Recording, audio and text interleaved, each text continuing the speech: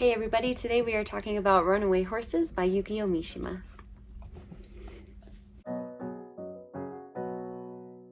So this story is number 2 in a tetralogy by Yukio Mishima that is called The Sea of Tranquility, I believe. And this is number 2, so if you want to have a little bit of backstory for this, then Spring Snow is the one you want to read first, or you can go watch my video review that I did on it last year, and so that we can be all caught up with this one, because I am going to be going into things that are going to be spoiling the first book, because I have to, basically, to talk about this one. So if you'd like, Spring Snow is the one you're looking for first, and this one, number 2, Runaway Horses. All right, let's get into it. So Runaway Horses begins with the friend of Kiyowaki from Spring Snow. So his name's Honda, and he has now become a judge. And so this is several years in the future, and he is just working as a judge, and he still sometimes thinks about the whole thought of Kiyowaki being reincarnated and possibly seeing him one day again. We come to a point where he has to do a favor for one of the, for the Chief Justice, I think. He has to go to a shrine. There's a kendo match going on that he watches. And there is a young man there in the kendo match named Isao Ianuma. And we've heard the name Ianuma before because it is the old, the son of the man who was the servant of Kiyowaki, or like the tutor. So Ianuma Sr.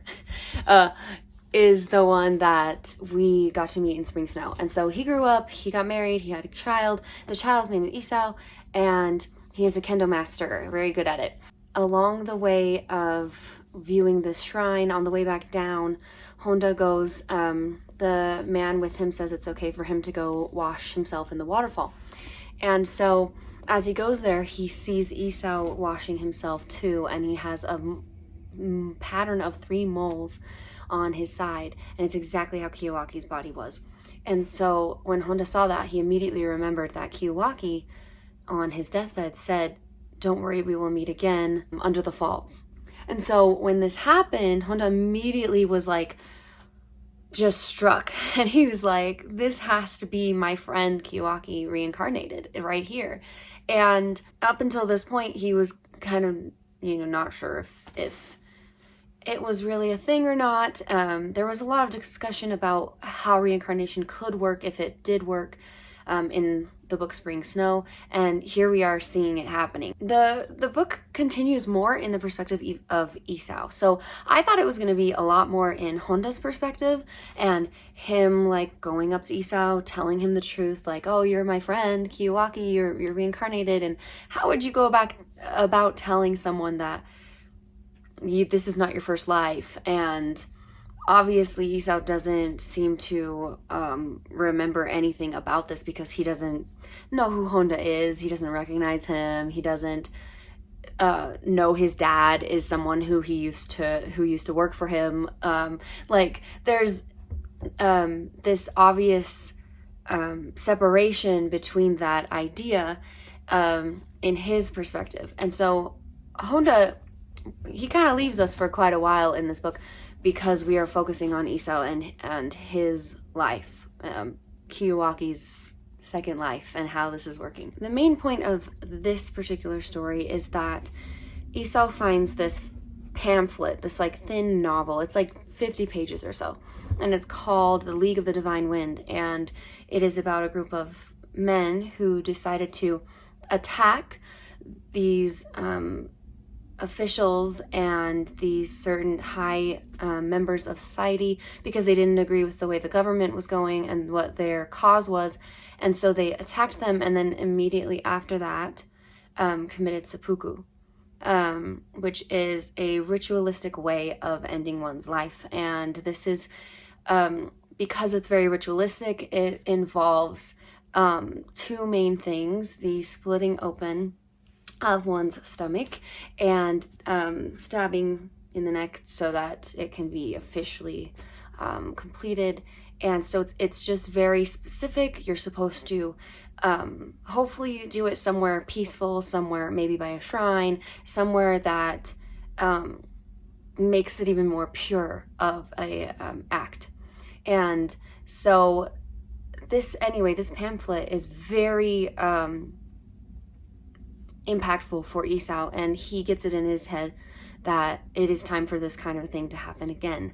And he wants to gain some members to follow him. He already has 2 friends that are going to do it with him. He wants to be able to do this, and he has a plan of specific people that he thinks need to not be in charge, and that they need to be taken down. And so they try to make a plan. They think it'll be easier if they have like someone from like the military drop some bombs down in some certain spots to like just blow up certain areas, but also to like rain a bunch of flyers down to say like, this is who we are, this is what we did, and yeah, and all that stuff. So everybody has all this information of what their goal was before they do their own seppuku. I hope I'm saying that right. So one of the first things he does is he gives this this little light novel of the League of the Divine Winds. He gives that to Honda to read, and he reads it, and then he writes a very detailed letter back to him essentially saying like, please don't do this. This is not something, like, it's very honorable that you are touched by this and this idea and everything, but I would not have you do this. Like, I would not suggest that you do this yourself. Don't get any ideas about doing it. And the way he wrote it was very, it seemed way more concerned for Isao than Isao thought. He's like, I don't even know this man, and he's treating me very intimately, almost in a way of like he knows me, and thought it was kind of odd that he's like, I've only met this guy like 2 times, and he's giving me this huge long letter of disapproval essentially, but it just seems like, why is he so invested in me not doing it? So he finds that kind of odd. But the thing is, like, they do meet later in the book again, and that time is under different circumstances because Isao has landed himself in trouble because his plan didn't quite work out the way he wanted it to.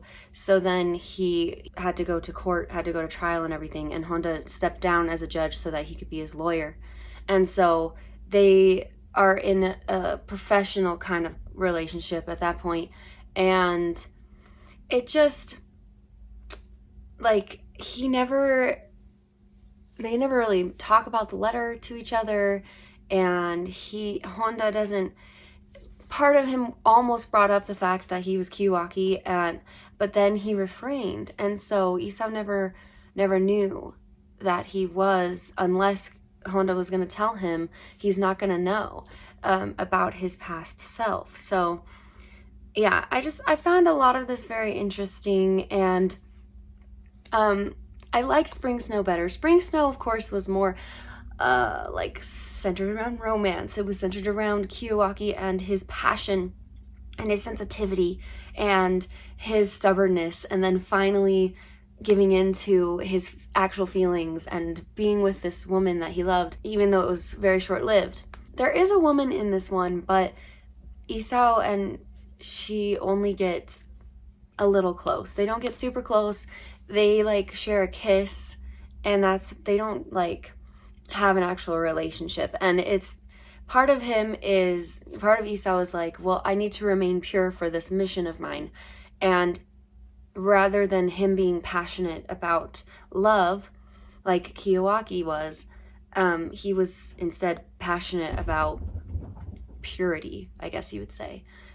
This idea of doing everything correctly, doing everything in the most pureness possible, because if not, then it would seem like he is not fully honoring this whole mission, and that his ending act isn't going to be as pure because it's not done properly. Like, everything has to be done purely, and he's very specific on how things have to go down, or he feels like he won't have that innocence and that pureness that is needed for this mission to go correctly, to go like it did for the League of the Divine Wind, where all of them died. So Kiyuaki, in his original form, was passionate about love, and Isao more passionate about purity and his idea of what his mission in life is and how he should end it in a specific way.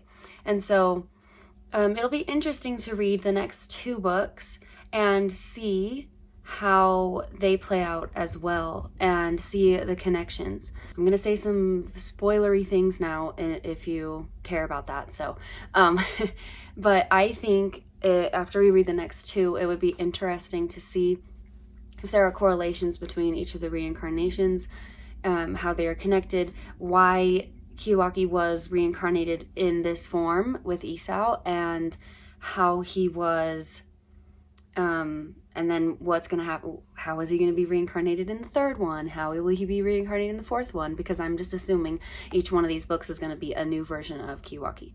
And so I think it'll be a good thing to look back on after the 4th book is read, to see that kind of progression and difference in each of his reincarnations.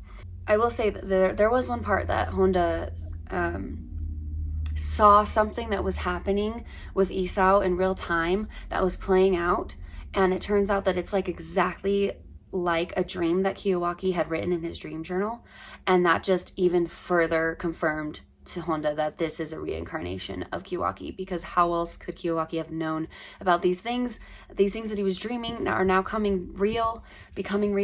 And so maybe some of the dream journal is going to play out again for the 3rd reincarnation, or the 2nd reincarnation, possibly might be having hints to it in this dream journal. I don't know, we'll have to see.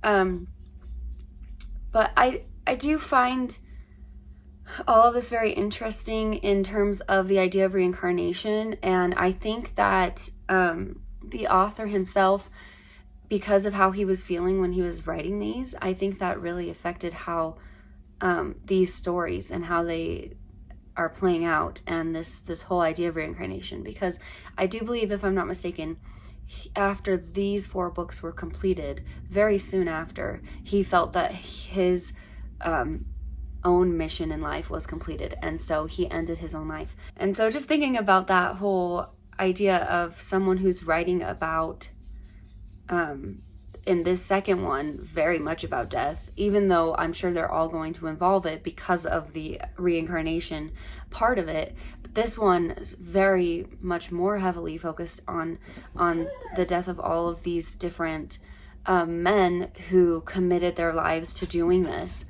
And yeah, I don't know. I think there's just something there's probably something a little deeper there that maybe I am not 100% seeing yet, but we'll see after I read the next 2. And if I am missing something that's like a big, deeper meaning in this book, please let me know, because this is considered like Japanese classic literature, and sometimes the classics, sometimes I miss some of those read between the lines kinds of things, and so if I'm missing a really big thing, then let me know. But I'm kind of curious how you think about reincarnation. Do you think that it's real? Do you think that people can be reincarnated? And if that's the case, how do you think about it? How do you think that works? Because for me, if reincarnation is real, I would want it to be to where we could remember some of our past lives, so we would be like self-aware that we have lived before. I know a lot of times people say like, oh, that's what deja vu is. Deja vu is you remembering something that happened in a past life. But more than that, I think that I would want to actually know, like, no, I did live before. This is who I was. I could then look up information about my past self and learn about how I was before. But I just don't think that it would make any sense to have reincarnation be real if you can't even remember anything about your past life. Like, if you can't remember it, what was the point of being reincarnated? Because what if you make the same exact mistakes you did the first time? Like, there's no learning and no growth from your reincarnations. Like, how could you have that if you didn't know that you had done certain things in the past? Like, I just think you would need to know at least a little bit, not all your memories, because that would be a lot, and then maybe you would just end up being the same as you were before, and you wouldn't be able to grow as much if you knew everything. So maybe it would make sense to only have like selective memories about your past lives, but you still have that awareness that you were here before. What about reading? Like, if I want to read a lot of books and then I die and then I'm reincarnated, but then I don't remember any of the books I read, then I just have to read all the same books again, and I don't know that I've read them before, and then I don't get to read anything new. Like, you know what I mean? Anyway, Spring Snow, still my favorite out of these two, because Runaway Horses it was focused on a lot of more dark tones, and the whole main idea was just centered around death. And so the first one's love, the second one's death. Maybe those are the themes that it's supposed to carry. Maybe that's a point that he was trying to make, and maybe 3 and 4 have other themes, and maybe they all kind of connect. We will see. But anyway, thank you so much for watching. I appreciate you. Please let me know what you think about reincarnation, and I will see you in the next one. Bye.